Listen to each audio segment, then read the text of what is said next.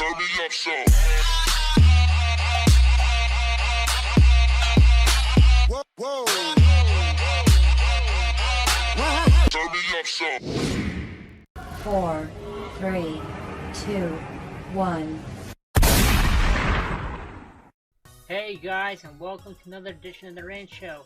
I am your lovely and very quite sexy and very, oh so very handsome host, Ensign Rex Karu. And like I said, once again, welcome to another edition of the Rant Show, baby. This time around, believe it or not, I'm not going to be talking about anime. This time around, believe it or not, I'm not going to be talking about video games. Believe it or not this time around, I'm not going to be talking about how I still think that Pepsi tastes better than Coke.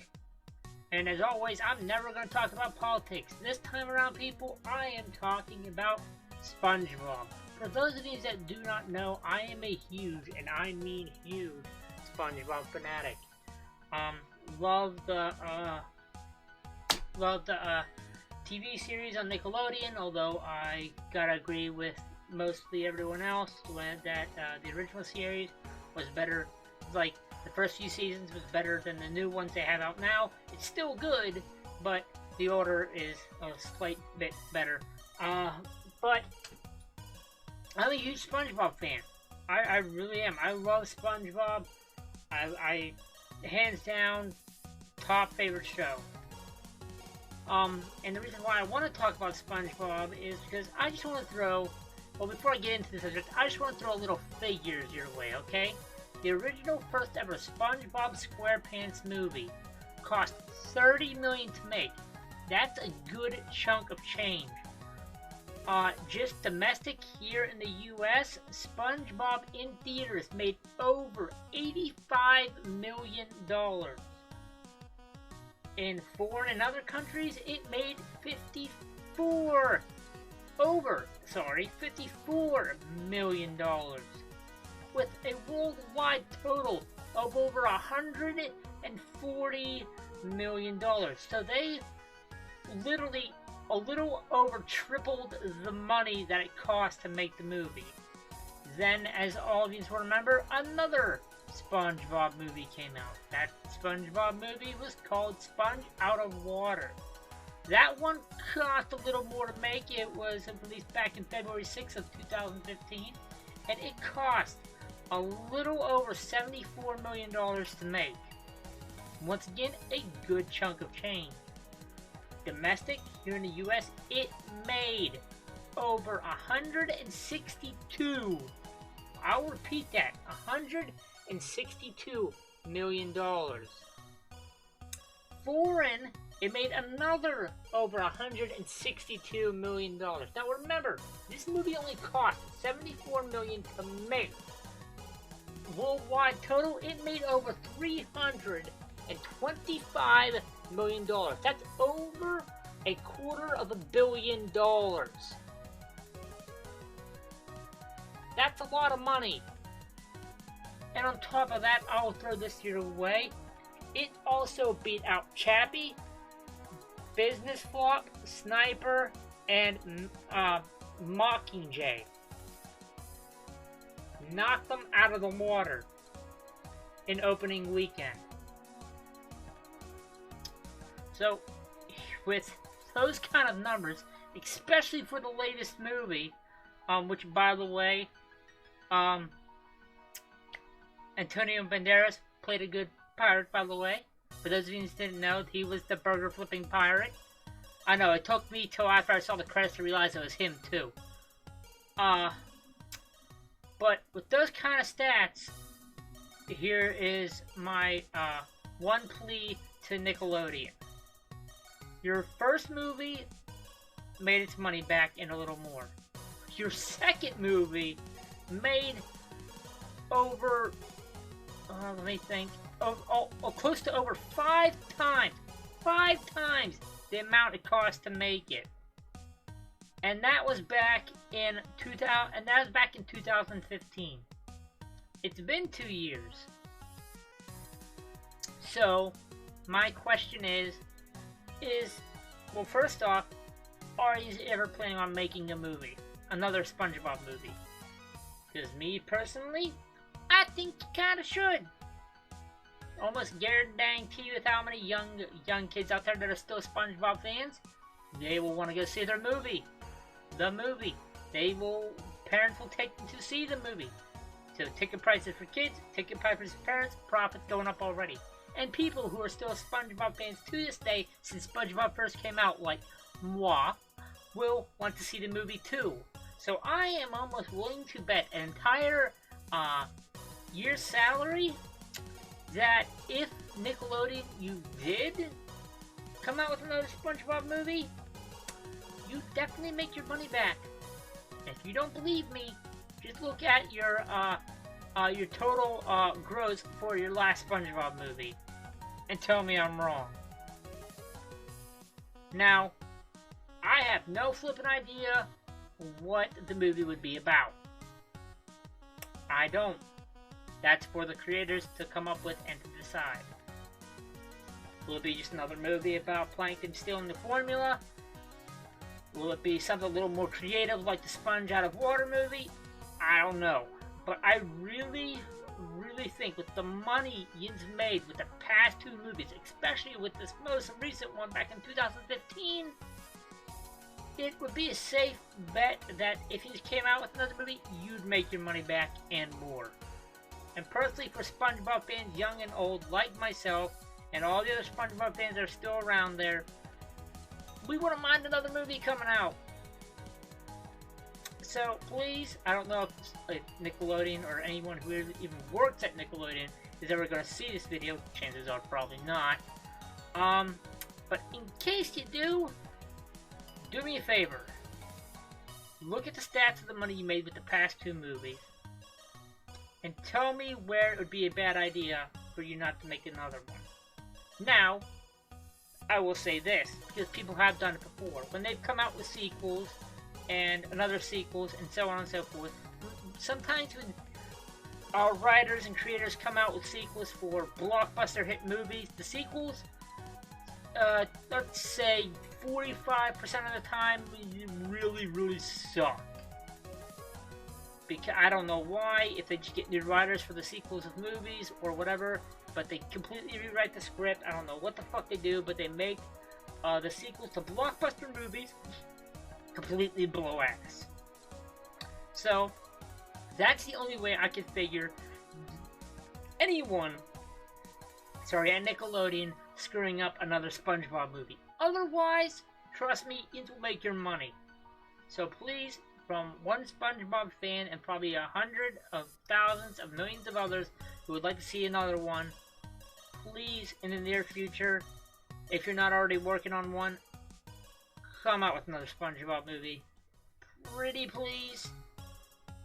Now, there is one other subject completely far left field from the one we just talked about I want to talk about before this rant show is over.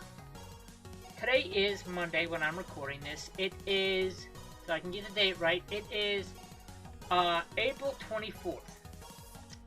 Monday Night Raw just ended. I will say this, WWE doesn't seem to be doing it as much, but they still do it. They underpar their smaller wrestlers. For those of you that just watched the Raw that was on the 24th, there was a match with Enzo and Cass and Seth Rollins against Samoa Joe and the two other fuckboys. Before, when Enzo and Cass came out, they got jumped by Samoa Joe and the two other guys. Enzo got carted off because they, jumped him and put more of a beat down on him than Cass and Seth. And so, Finn Balor stepped in for him, which I like Finn Balor, so no offense, Finn. But I don't know. It might be just me and the way I look at what WWE's doing right now, but it just seems that a lot of their smaller wrestlers, I don't mean like fan base, because Enzo and Cass still have a humongous fan base, so I don't see why they haven't gotten the tag team titles yet, but that's a different story. They still have a humongous fan base crowd goes nuts every single time they go out.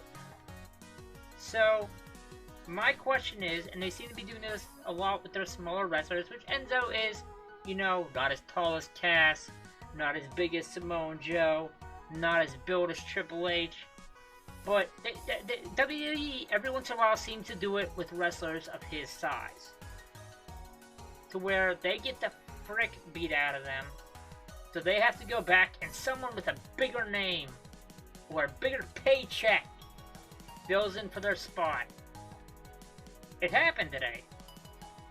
Enzo was surprisingly the only one who got eliminated out of the match. He got hurt so bad. They've done it before when Rey Mysterio was in WWE. There was plenty of times where Rey Mysterio was in tag team matches with other wrestlers and he got ambushed, so they had to get someone to replace him. Someone with a bigger name, a bigger paycheck, and sometimes even bigger muscles. They just seem to do a lot. They just seem to, not a lot, but I notice it, and I'm sure others do too. Where they get guys who are quote-unquote smaller, but are still huge with the people they're with, and stuff of that nature. You get my meaning.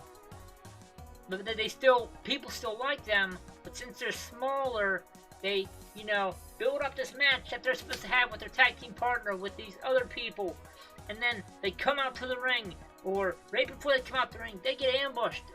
The smaller guy gets eliminated, so they get someone with a bigger name to come in and fight in his place. And they just seem to do it a lot. One thing I would like to do, and I would like to see WWE do, is start to beef up their quote-unquote smaller wrestlers. Like one time, have Cass in a singles match with the two bald-headed fucks. Okay? Have Cass in a singles match with one of them. Alright? As soon as Cass comes out, and, you know, whether the bell rings and they start the fight, or right before the fight starts, you know, one or the other, someone comes out and and the person that Cass is in the ring with, and they both start beating down on it. And then all of a sudden you hear Enzo's music come out, and for once, Enzo's the one that saves Cass. That's something I would like to see happen. For once, the smaller, quote-unquote, smaller guy to save his friend instead of the other way around. Or not see the smaller guy get beat down so much and have him actually kick someone's ass for once. Because I love Enzo, I love Cass. And I like Finn Balor, so no offense to Finn.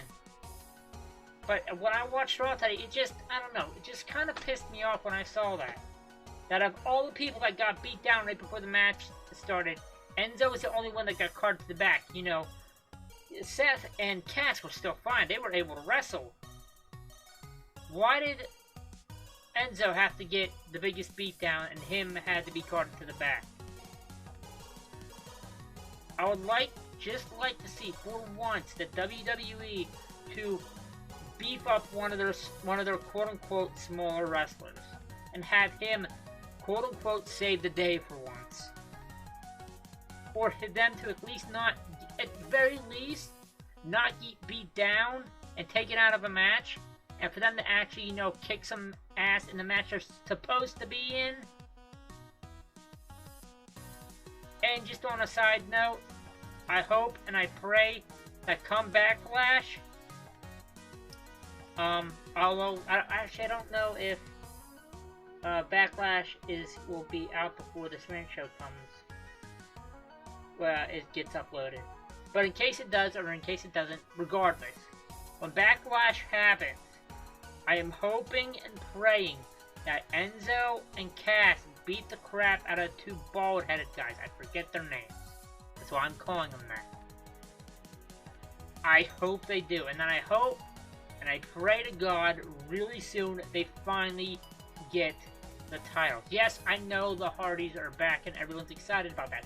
I was excited about that. But you still could have had the Hardys pull off a great match and not win the titles on the day of the return. Granted, that was probably in their contract, and the only way they agreed they would come back is that they had to win the titles on the return. I get that. So, let's roll with that. Fine, whatever.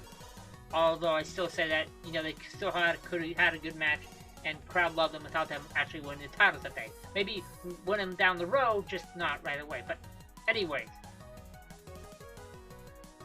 I just hope that on top of what I just said, that Enzo and Cass not only beat the two other guys come Backlash, but soon after, I mean soon after, they get the tag team titles. And not just hold on to them for a day, but actually hold on to them for a while. Because in Law's opinion, they deserve it. Enough said. But guys, that's all I wanted to talk about. So, just to recap, I want Enzo to actually kick ass for once, and for them to get and for Enzo and Cass to get the tag team title soon. And me and other SpongeBob fans would really love to see Nickelodeon come out with another SpongeBob movie. Don't know what it would be about, but still love to see one come out. And I'm almost guaranteeing that if another one comes out, it will definitely make its money. But guys, that is it. I am, as always, your lovely and very sexy host. I know. It's so crushing that you won't be seeing this face till the next video. I know. But guys, I gotta go. I will see you later. As always, peace, love, and chicken grease. As always, welcome to my domain. As always, O4L. And I will see all my Spock watchers later, alright? Much love, guys, and always and forever.